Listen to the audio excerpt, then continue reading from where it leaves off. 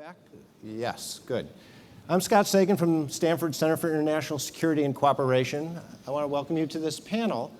I've been asked, in order to give time to our distinguished panelists, not to introduce them in any detail, but to encourage you to get the app in which you can find their more fulsome biographies represented there. The instructions that I've been given and that I have passed on to them is that they are not to give speeches. They will begin by describing a scenario in which they think the use of nuclear weapons is most likely in their region or area of expertise. And they are to stop after 4 minutes with a nuclear weapons use and not describe what happens next, because we're going to be comparing what could happen next throughout the panel discussion. And in order to deter lengthy speeches, I am going to, like Nikita Khrushchev, take off my shoe and pound it if someone goes on over the 4 minutes. We'll be going in alphabetical order, starting with Alexei Arbatov. How do you do?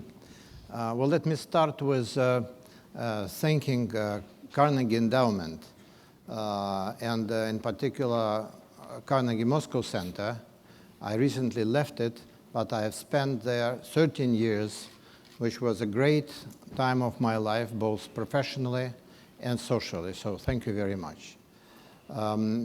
By way of introduction, I would like to say that the most dangerous crisis might occur between Russia and the United States if their relations continue to deteriorate. In particular, in Russia, there were some hopes that the result of American elections would help to improve relations. Now, these hopes are less pronounced.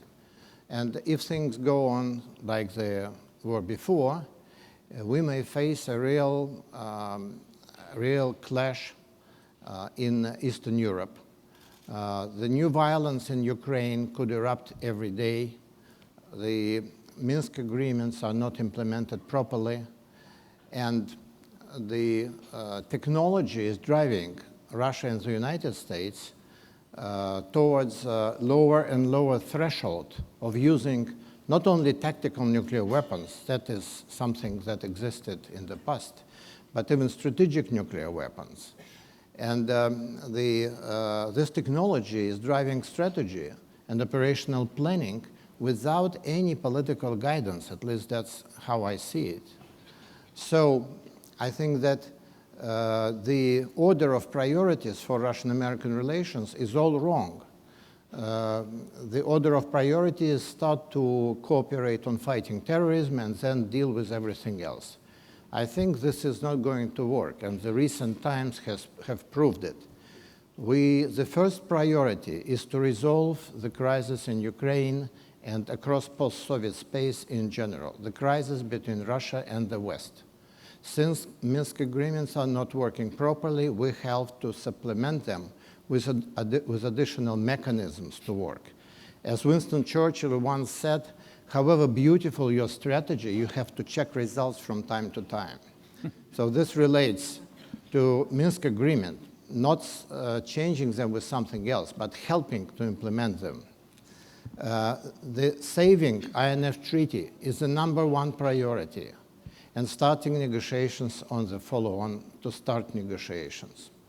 And after that, if we move in this direction, make several positive steps, we would be able to coordinate our fight against terrorism much better than before, but not the other way around. And we need to have a nuclear weapon go off at the end of your 4 minutes. Yeah, the problem is that the planning is now going on for early use of nuclear weapons. If the war takes place, it will take place much closer to Russian borders than during the Cold War times. And Russian fears and stakes are that much more high, much higher. There are no mutually recognized dividing lines, either in Ukraine or Moldova, Georgia, or Azerbaijan. And if the crisis erupts, it could draw into this violence Poland, Baltic states, Romania, Turkey. And that would draw NATO after those countries into direct clash with Russia. The conventional systems are developed now, which can be used against nuclear forces and CQ by systems of nuclear forces. The technology is blurring the traditional lines between nuclear and conventional systems, between offensive and defensive systems, between regional and global systems. And this technology is getting out of control against the background of political confrontation and disintegration of nuclear arms control and non-proliferation regime. Thank you, Alexei. Yuri? Thank you. Well, I come from Estonia, and as Alexei mentioned, the Baltic Sea region, talking of Poland, the Baltic states, are often seen as a possible area for a military conflict. People say less about possible nuclear confrontation there, but obviously when you speak about the military conflict, then the shadow of that option is always there. Now let me say that the tensions which especially the media people often see when flying into Estonia and looking for, Russian troops pouring over the border or stuff like that. This is, of course, not the case. And I think we can take a very realistic point of view of what the risks are. Now, NATO, I believe, has done a lot to mitigate those potential risks, because after the Russian invasion of Ukraine, which is crossing the internationally recognized borders, obviously the military dimensions of deterrent became of crucial value. And let me point out three of them. It's enhanced forward presence, putting boots on the ground. It's recreating the concept of follow-on forces. And obviously there is also a nuclear dimension, which perhaps few people noticed was actually discussed at the last NATO summit, the Warsaw summit. And when it comes to particularly the Baltic states, and I will cast aside the option of a total nuclear exchange, then analysts have spoken of two possible options. One is a more sort of operational one, if you mean the use of tactical nuclear weapons in a conflict situation. I mean, you cannot exclude that. Russian relevant concept says that in both local and regional wars, the deployment of tactical nuclear use, the tactical nuclear force, is possible. Very unlikely indeed, considering the real circumstances. The other, which I believe perhaps is a much more likely scenario, is whereby the use of nuclear force is threatened to de-escalate the situation. Russian Federation has this somewhat awkward concept which could be summed up by saying escalate to de-escalate. And in the Baltic states, the area which can be covered with the so-called A2AD bubble, the nuclear force can be one of the tools of emphasizing that you shouldn't come, you shouldn't try to break the A2AD bubble, and the easiest way for the Allied forces to act is to de-escalate. Again, very unlikely that it would actually bring to any nuclear exchange, simply because the stakes there are too high and the benefits are very, very, very low. Thank you. Thank you, Yuri. Vibin Narang. Thanks to Carnegie for having me. I was asked to speak about South Asia. Everybody thinks they know the likeliest pathway to nuclear first use in South Asia. It is called a conventional wisdom for a reason. It starts with a terrorist attack presumed to be from Pakistan on an Indian metropole that kills scores due to domestic political pressures baying for blood.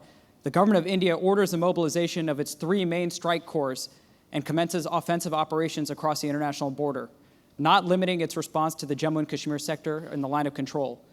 The deepest thrust is undertaken by what's known as 21 Corps and its supporting elements in the desert sector. 21 Corps threatens to bisect Pakistan's north-south communication lines, putting Pakistani conventional forces on its heels. Unable to slow down 21 Corps, Pakistan flushes out what we all know are now the Nasser tactical nuclear weapons batteries, or its underlie missiles, and its Strategic Plans Division authorizes their use, either in demonstration shots against concentrated 21 Corps armored divisions or bridgeheads and logistics behind the main thrust to slow down the Indian offensive. India then promises what most presume is massive counter-value retaliation against Pakistani cities, leaving aside how credible or incredible that might be.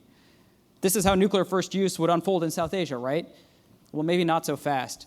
There is increasing evidence that India will not allow Pakistan to go first, and that India's opening salvo may not be conventional strikes trying to pick off Nasser batteries in the theater, but a full, comprehensive, and preemptive nuclear counterforce strike that attempts to completely disarm Pakistan of its nuclear weapons so that India does not have to engage in iterative tit-for-tat exchanges and expose its own cities to nuclear destruction. This thinking surfaces not from fringe extreme voices, such as, I dare say, Bharat Karnad, or retired Indian Army officers frustrated by the lack of resolve they believe their government has shown since 1998, but from no less than a former Strategic Forces Command CNC, Lieutenant General B.S. Nagal, and perhaps more importantly and authoritatively, from the highly respected and influential former National Security Advisor Shiv Shankar Menon, in plain sight in his recent 2016 book, Choices, Inside the Making of Indian Foreign Policy. In short, we may be witnessing what I call a decoupling of Indian nuclear strategy between China and Pakistan. Although India threatens assured retaliation against China, those forces required to do so may allow it to pursue more aggressive strategies, such as escalation dominance, or increasingly calls for a splendid first strike against Pakistan. But wait, you say, doesn't Indian official nuclear doctrine and posture clearly espouse a no-first-use doctrine and threaten massive counter-value retaliation? As Scott Sagan and others, including myself, have pointed out, the sanctity of India's NFU is already eroded in its official doctrine by threatening nuclear use against chemical and biological weapons use. And the doctrine is silent about targeting, only threatening massive retaliation to inflict unacceptable damage. This could be counter-value, and has long been presumed to be, but it does not have to be. Could this all be changing? Indeed, as Shiv Shankar Menon recently stated, India's nuclear doctrine has far greater flexibility than it gets credit for. First, although he ultimately concludes that no first use is ultimately in India's strategic interests, he further undermines its sanctity when he writes the following, quote unquote, "There is a potential gray area as to when India would use nuclear weapons first against another nuclear weapon state. Circumstances are conceivable in which India might find it useful to strike first, for instance, against a nuclear weapon state that had declared it would certainly use its weapons, and if India were certain that its adversary's launch was imminent.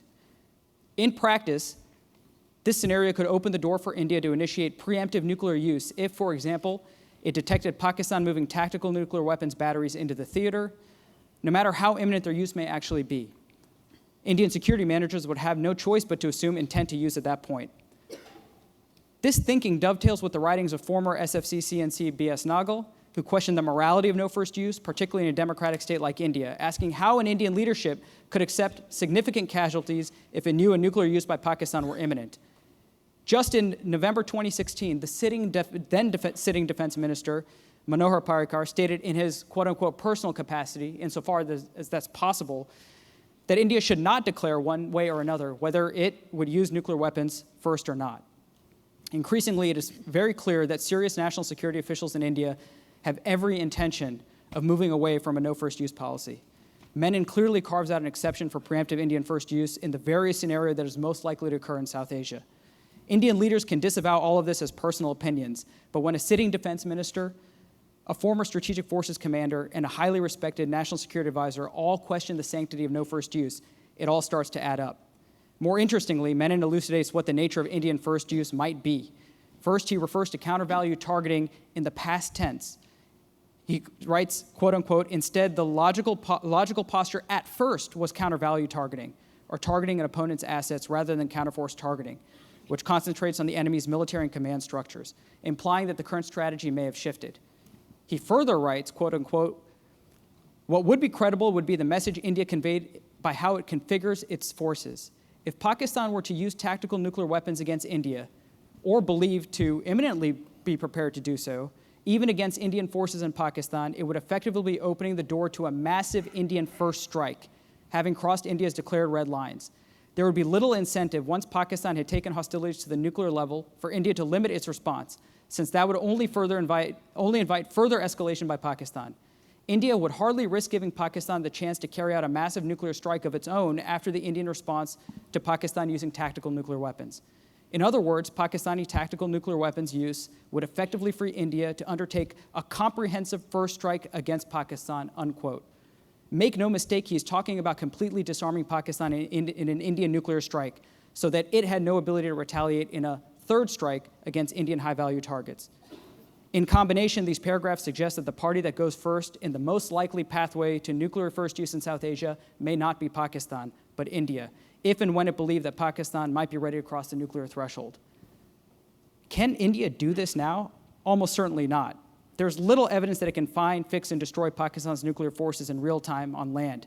Even if it believes that it only really needs to prioritize targeting the longer-range strategic systems and can leave the tactical systems aside in order to achieve a significant damage limitation, it is unclear whether India has a good fix of all the locations of Pakistani strategic forces. Vipin, I'm taking off my shoe. Okay, all right.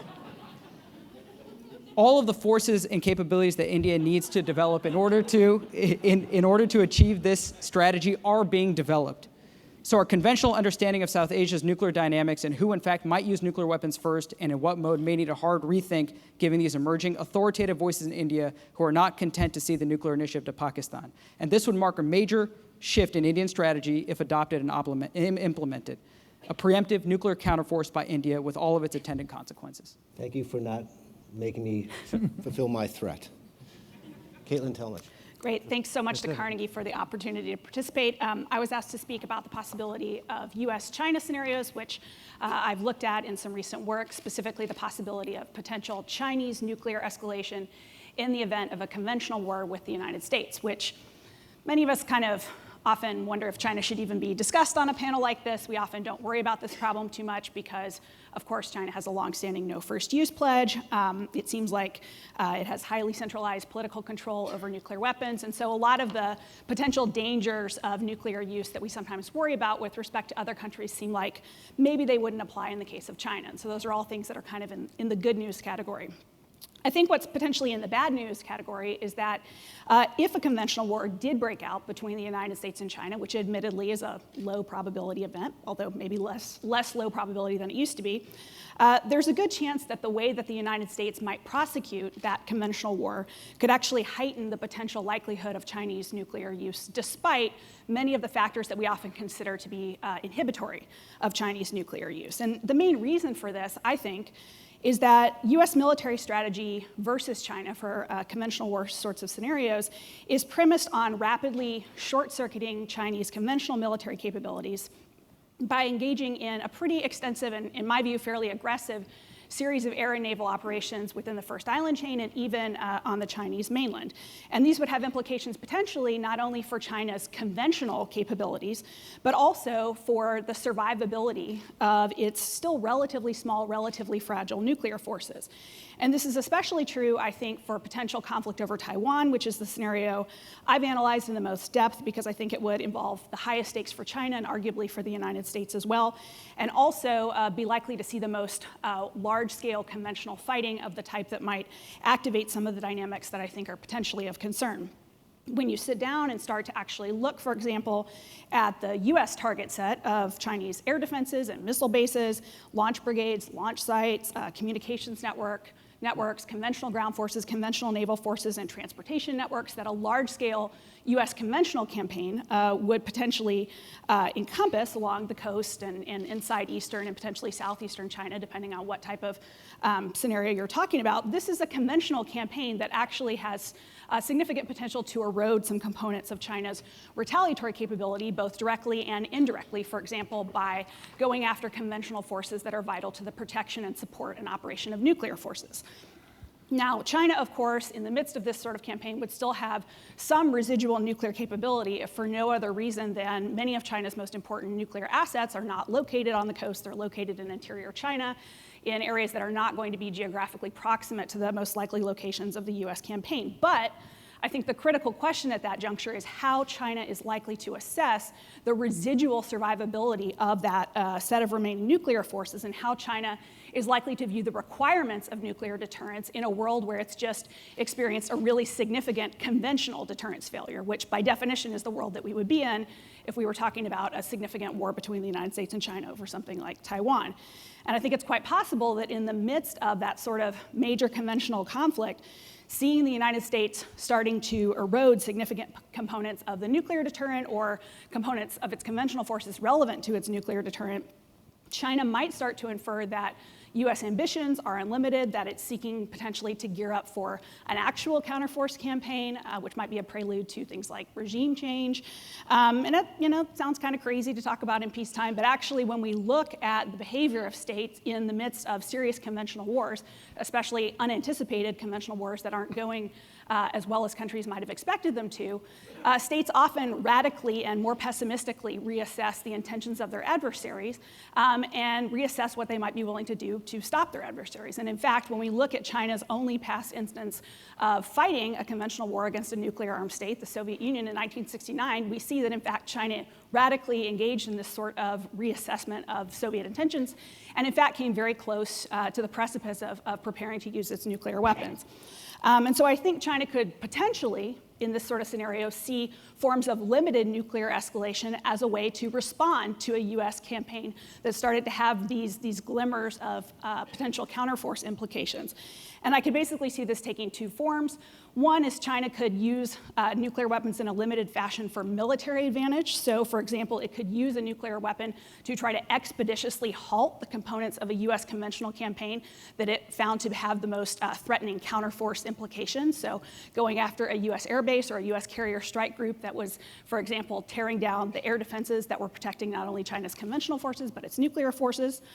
Or I think China could engage in limited nuclear use for coercive purposes, for bargaining or signaling purposes. For example, a demonstration strike or a strike against an isolated military target, not for purposes of pure operational advantage, but rather to signal to the United States that a red line had been crossed and that China considered the war to be taking on potential nuclear implications. And in fact, despite China's no first use pledge, it has left ambiguity about whether it would consider the sorts of conventional attacks that I'm talking about on its nuclear or nuclear relevant forces to vitiate that pledge. And so those are some things that I worry about. Well, let me use some comments to reflect on others that have been made. It seems to me that this last scenario about a desperate demonstration strike or the Iran scenario about preemption in a war are the kinds of scenarios that you might have in mind, Alexei and Yuri, but that you didn't say with specificity. Are you worried about first use by Russia in a preemptive manner because they fear use by NATO, or are you worried about a demonstration strike? What specifically would you worry about? And the same question for Yuri. I was meaning that US or NATO precision-guided systems could attack Russian nuclear forces. Early warning radars, bombers and submarines which are collocated at bases in case of even a limited clash between Russia and NATO. And that would provoke Russian response with nuclear weapons. Okay. Second point is that if there is a military confrontation which grows into a direct conflict, then there will be no such thing as isolated local theater.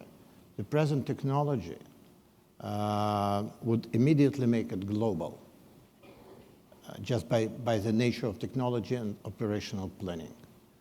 Then most new US weapons, in particular tactical B-61-12 bomb, it's both strategic and tactical.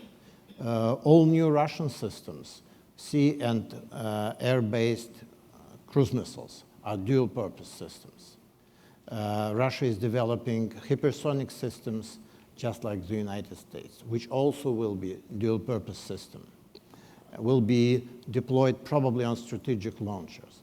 So we are facing technology which is really getting out of control. And if there is just one match which brings us into a direct collision, all this technology will start working.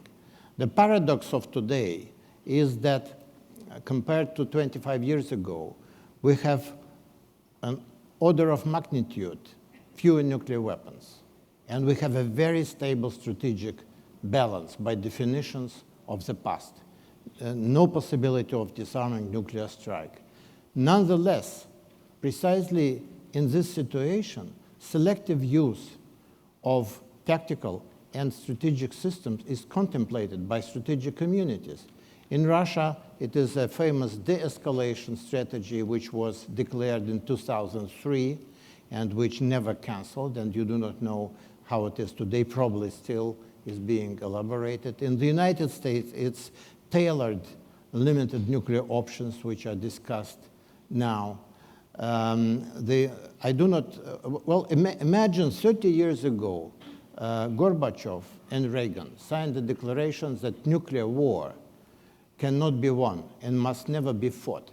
Can you imagine presently such a joint declaration negotiated and made public by American and Russian president? It would be very difficult. They have never, neither Russian president nor previous American presidents have never reconfirmed their belief in that.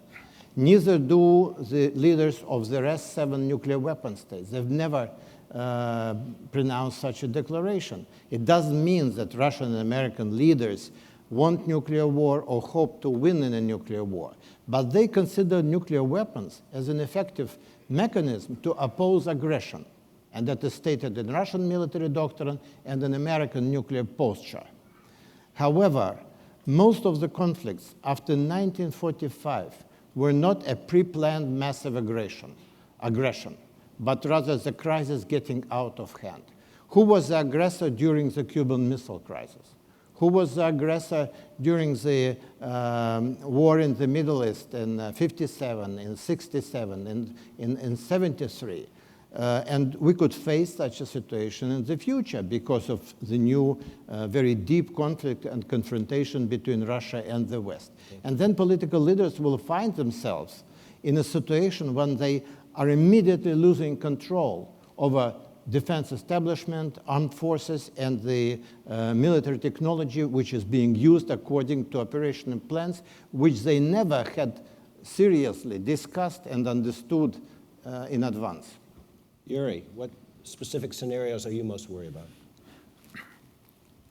Well, unfortunately, there are specific scenarios which have been sort of realizing elsewhere.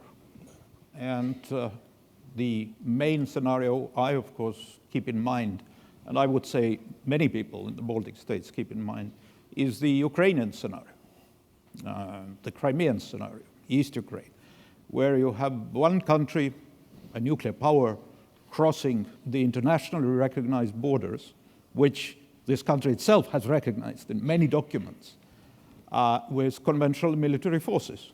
And in addition to that, bringing this nuclear component to play, not so much sort of with any operational or tactical moves, but with kind of visibility, with declarations. You remember Putin said in a newscast, in a documentary, he said afterwards, "Did you know that we had the nuclear weapons ready?"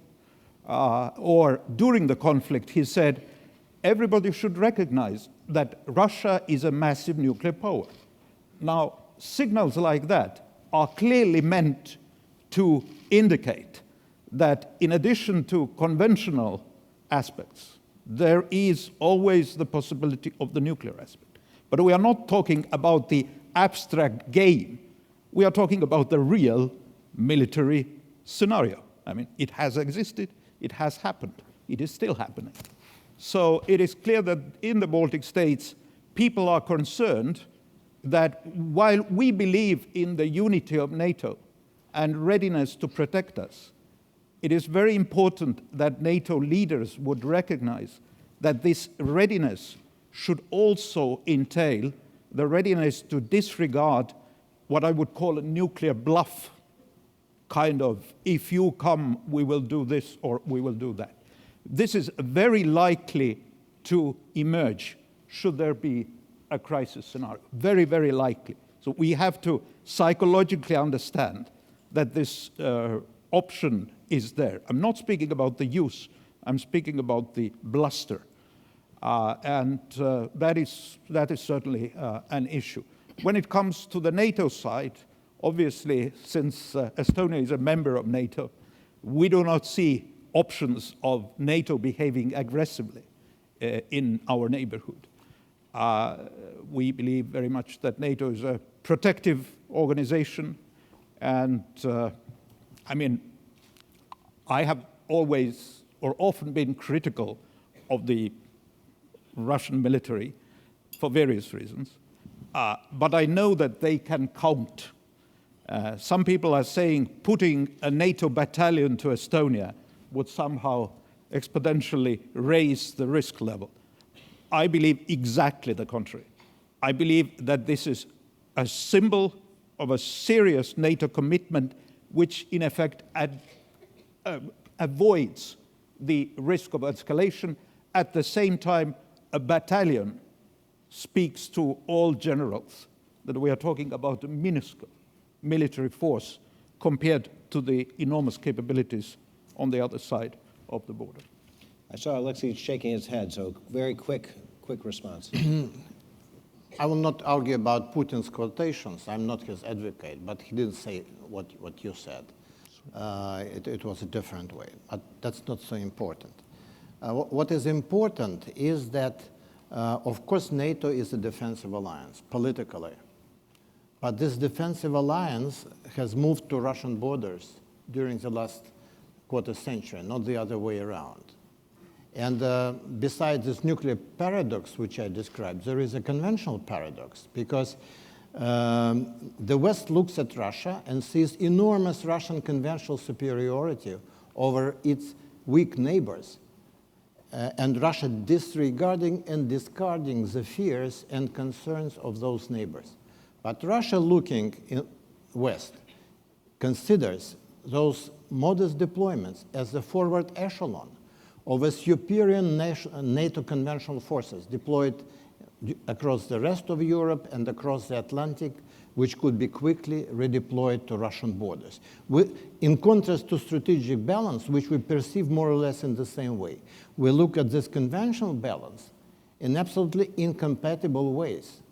And that is an important issue, which is to be resolved not by blaming each other in aggressiveness, although I would not approve everything that Russia is doing in this geographical area, but to understand this asymmetry and to deal with it diplomatically through all kinds of confidence building, transparency, limiting exercises, and eventually reducing force deployments. As a first step, for instance, agreeing that NATO would not deploy more forces in the forward area than it has decided to deploy during this initial step. And Russia will stop build up of its conventional forces in its territory, in western and southern military districts. Okay. There are two words that have not been spoken in this panel so far that I'm very surprised at. Donald Trump. Maybe starting with... I meant him in my initial statement. I got some hints. Maybe starting on this side, do you have thoughts on how, Caitlin and Vipin, starting with you, on how a Trump presidency makes a difference in the scenarios that you're talking about, or does it? Caitlin? Sure, I'll jump in with just a couple of comments. I mean, the gist of the scenario that I was mentioning is that the United States, in conducting a potential conventional campaign against China in defense of an ally Taiwan, you can also imagine other scenarios in the region related to South China Sea, maybe even in the East China Sea, could, in the U.S. design, be a conventional campaign aimed at Chinese conventional capabilities, but could be misread by China as potentially having implications for the survivability of Chinese nuclear forces, particularly because, as I mentioned, some components of the conventional campaign have the ability to infringe or even directly go after or threaten some components of Chinese nuclear forces, and I'd be happy to talk in more detail about that.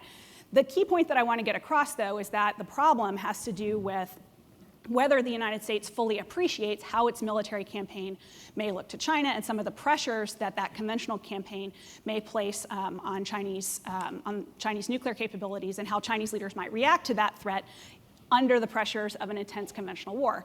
And so one way to potentially ameliorate that problem or to think about how the United States might avoid it would be for there to be some strategic empathy, I guess you could say, in the design of U.S. policy, to have the ability, among U.S. policymakers and particularly, campaign planners, military campaign planners, to think about how are these actions going to be interpreted by our opponent? Do they have the ability to look more threatening, particularly given kind of wartime dynamics than perhaps we intend them to be, and therefore to contribute to escalation that might be unintended? And so I guess my only comment in response to your question would be that we should consider whether recent developments perhaps may make that more difficult, right? Whether we have leaders that are going to be taking into consideration those sorts of factors in designing a campaign. And perhaps even more worrisome, I worry a bit that maybe we actually have leaders who are moving maybe in the other direction, where they would be happy to have the U.S. conventional campaign pose these potential types of threats and maybe not fully appreciate how our adversaries potentially would interpret them and react. Vipin? I think to the extent that a Trump presidency affects South Asia, it's really on the posture side. When President Trump tweets about expanding and strengthening U.S. nuclear arsenal, I think that opens the floodgates for India and Pakistan to do so. And both India and Pakistan are in the midst of an arms race. Both are increasing their arsenal sizes. Both are increasing the diversity of their platforms. And so if the U.S. gives license to regional powers to also expand and modernize their arsenals, or even resumes nuclear testing, for example, both India and Pakistan are trying to miniaturize warheads. India's trying to develop MIRV, so is Pakistan. Pakistan with the tactical nuclear weapons. If the U.S. were to resume testing nuclear weapons, these regional states would follow suit, and that would really accelerate their ability to develop more accurate, smaller, mobile missile, warheads for their mobile missile systems. And that would really accelerate, I think, some of the worst dynamics in the South Asia arms race. Well, let me push a little further on this question, because I've written in the past about the commitment trap problem, that someone makes a threat for deterrent purposes, not anticipating implementing the threat, and then the threat fails, and public pressures encourage a leader to follow through on his or her threats. We have today a president who not just worries about domestic political pressure, but presidential pride to follow through on threats could be an important element here, which I worry about. Alexei, do you worry about Putin feeling he has to follow through on threats if what Yuri called a bluff was seen as a bluff, and therefore does commitment trap dynamics encourage use? Well, such a tremendous decision as a decision to use nuclear weapons is not to be taken under public pressure. If it is ever taken, it will be a decision taken to avoid crushing defeat. And in Russian doctrine, it says that Russia may use nuclear weapons first if attacked by conventional forces which threaten the very statehood of the Russian Federation. Of course, the statehood is a very unclear notion, but it means that it's only in a very serious situation and not just to live up to one's bluff. It's to avoid something that would be a disaster for the state. That's how I see it. With respect to President Trump, I think one issue is becoming more or less clear. He will not be interested in arms control as much as the preceding administration. He does not have people around him who are knowledgeable in arms control as, for instance, Ash Carter was as US Secretary of Defense. So if Russia will not take in its hands this issue and does not start much more active policy regarding INF Treaty controversies, follow-on to START, and other things, then nuclear arms control regime is in a very big trouble. And I do not think that there will be anything left of it in several years. Okay. The other scenario that was never discussed here is, to my mind, as likely and perhaps more likely than the ones that were, which is a nuclear use on the Korean Peninsula. Some of the dynamics of what Thomas Schelling used to call the mutual alarm, the reciprocal fear of surprise attack, I think are strong there and have been, I think, heightened by recent statements from Secretary Tillerson, openly talking about all options being on the table, including what euphemistically has been called anticipatory self-defense. Do you worry about North Korea as much as you worry about the scenarios that you were asked to speak about today? And if not, why not? So I actually worry about North Korea probably more than any of the scenarios that we were asked to speak about, because I think, to put it very simply, North Korea doesn't have a lot of other good strategic alternatives. The dynamics that you're talking about take place there. Right, in I think, space. and several others. I think almost all of the dynamics that we all talked about, and some additional ones, because North Korean conventional capability is so weak. They're, the smart move for them in some ways, I can see themselves, saying to themselves, is to have the ability to at least threaten or actually use nuclear weapons early on for any of the purposes that we've talked about, to stalemate U.S. conventional forces. And they have to know also that the United States is going to be working very actively, as you kind of alluded, to paralyze or find and destroy North Korean nuclear forces very early in a conflict. So I worry about that. I also worry about the things the United States, might do to potentially deal with potential North Korean nuclear use, create cross pressures and problems in trying to prevent nuclear use in some of these other scenarios that we've talked about. So, for example, I think if you believe that the United States on the first day of a war with North Korea needs to have the ability to find the KN-08s, the potential road mobile North Korean ICBMs, the capabilities that the United States is developing and would be developing, presumably, to conduct those sorts of operations, like having synthetic aperture radar mounted on satellites to hunt mobile targets, things along those lines. And if you think the United States needs to be able to shoot down potential North Korean missiles by deploying missile defenses in the region, again, not an unreasonable proposition, that's all well and good. But China, I think, in the region looks at US development of those exact same capabilities for counterforce, capabilities for damage limitation, and I think that plays into potential Chinese fears in the event that we were in a conventional conflict with China, that the United States has these capabilities that it could also be using against China. And so, not only do I worry about North Korea, along the scenario that you mentioned, but I worry that many of the things we would probably rightly be doing to solve that problem, or to try to deal with it on the first day of a war with North Korea, if we got into a war with China, really could potentially raise some of those Chinese suspicions that could lead to escalation for other reasons in that scenario. So it's thorny. Vipin. Yeah, states with small arsenals, where they worry about the survivability of those arsenals and are under direct threat and pressure, scare me. And then, states with leaders where the information processing is as pathological as is in North Korea terrify me.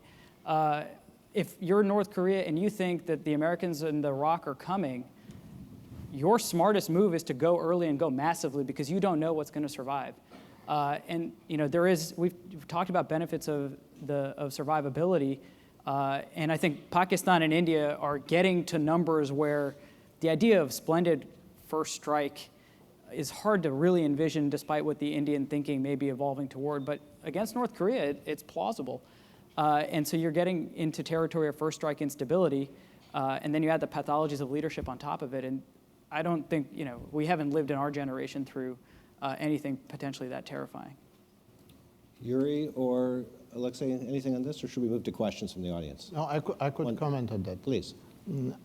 I cannot conceive of a situation where North Korea would start a massive conventional war or use its nuclear weapons.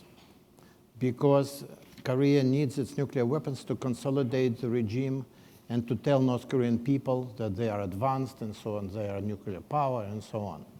But I can easily conceive of North Korea continuing testing nuclear weapons and developing intercontinental ballistic missiles.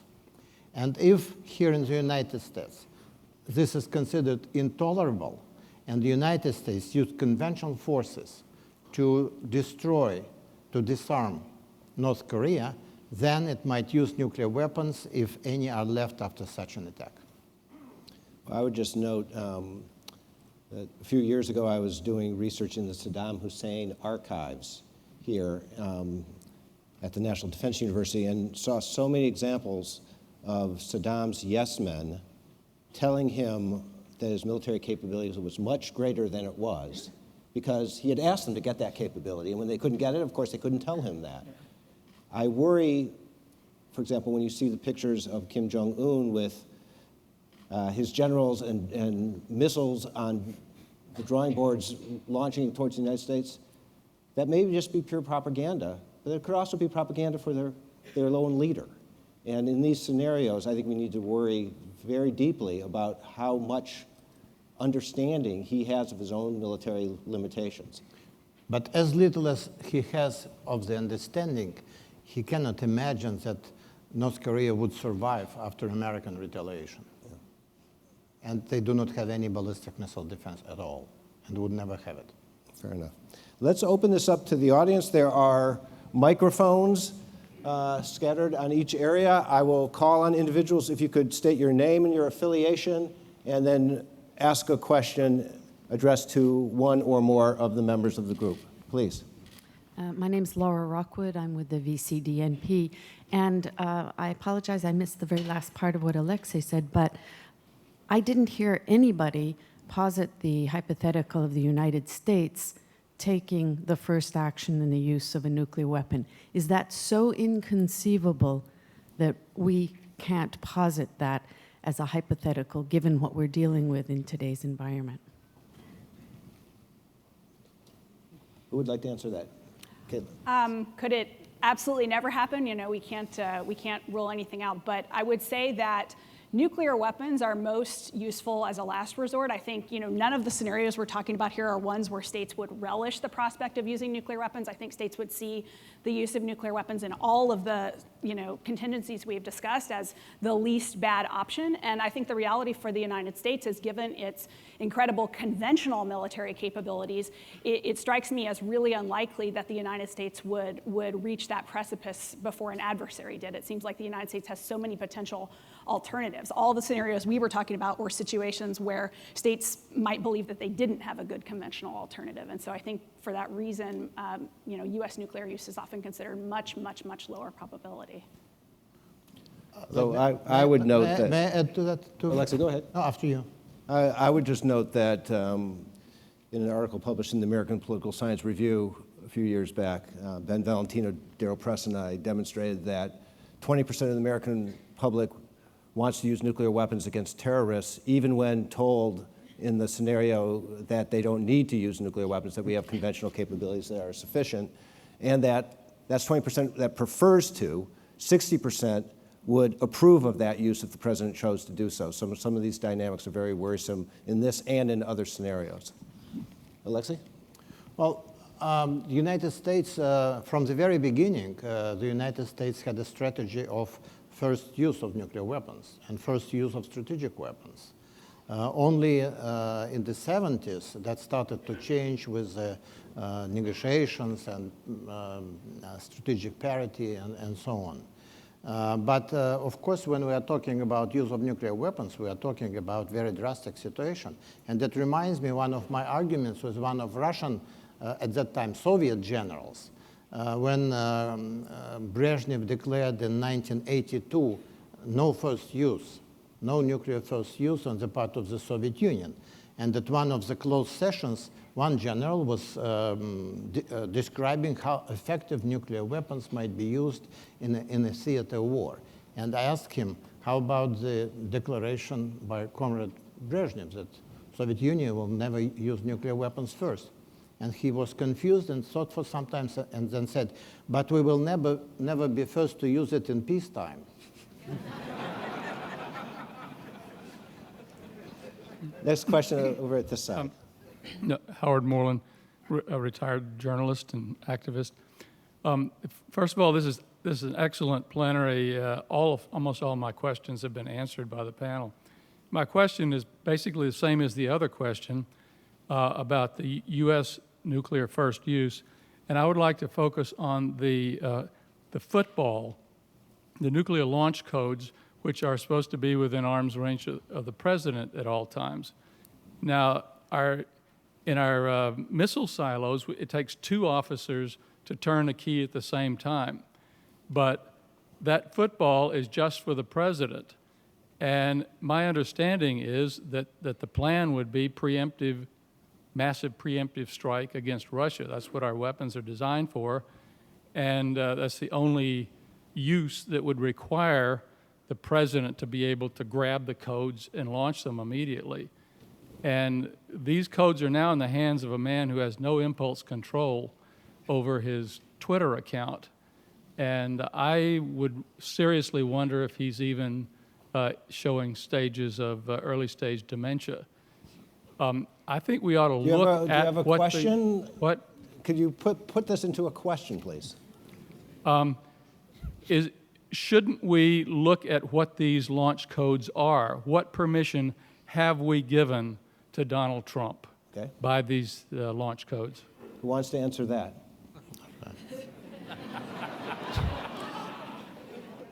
I would just note that there is a bill that's been introduced trying to add extra, a 2-man rule to the command and control system that currently does not have such a rule at the highest level.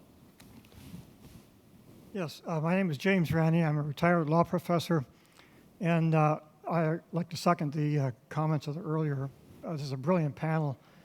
I have something from a draft of a book I've written that I thought would be relevant to the comments by Mr. Narang.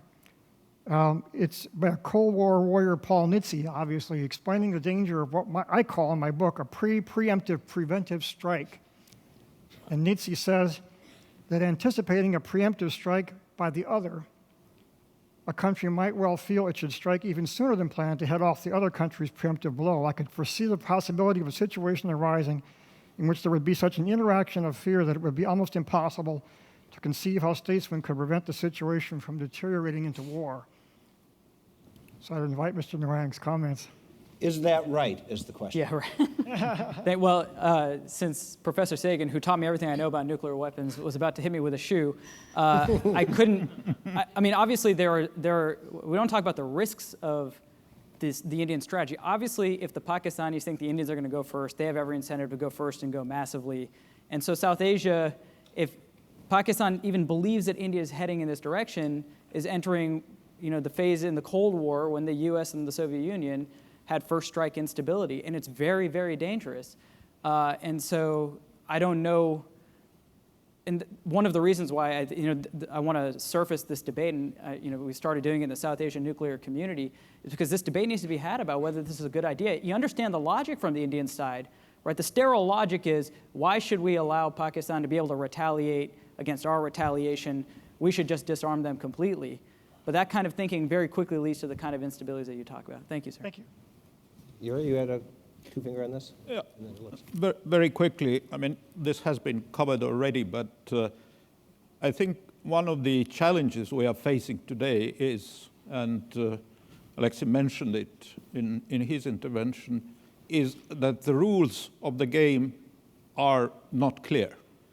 And when I speak rules of the game, I also mean the system of escalation. I mean, during the Cold War, the aspect which avoided massive strikes and counterstrikes or any use of nuclear weapons was the clear ladder of escalation, which was possible from taking us with the smallest sort of use of low-level tactical nuclear weapon to the highest and most damaging exchange.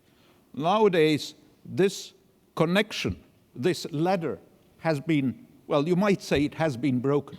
So it is not clear anymore what will lead to what. And I believe that could be one of the potential risks when we speak about the leaders coming to the idea of a limited strike or escalate to de-escalate or some of these more limited options. I think that is something which is there. The new rules are not clear, but it is also because the nature of the countries we are talking about has changed, the nature of technology has changed. That is clearly something which we have to consider. Alexei, you had a comment? I could agree more, and I would like to emphasize something which I believe very important. The present situation is very different from the past. Strategic nuclear weapons may be used not to avoid destruction on the ground, like before. Before, launch under attack, launch on warning was considered as a possible operation because strategic forces could be vulnerable to counter-force attack. Not anymore. For instance, look at Russian strategic forces. The new heavy missile, which is called Sarmat, will be put in silos, in the same silos in which old missiles were. Those silos have become vulnerable 40 years ago and will remain vulnerable. They may be used in a selective use of nuclear weapons because there is a whole theory which is called airspace warfare. In Russian literature, in discussions, there is a strong belief in Russian strategic community and at the very top political level that American conventional superiority in long-range precision-guided systems could threaten Russian strategic forces, conventional forces, industrial forces, and then Russia, after defending its forces as much as it can with airspace defense, it's a new armed service which is designed for that, but after defending as much as it can, would be obliged to use selectively strategic nuclear weapons to de-escalate, to stop this warfare.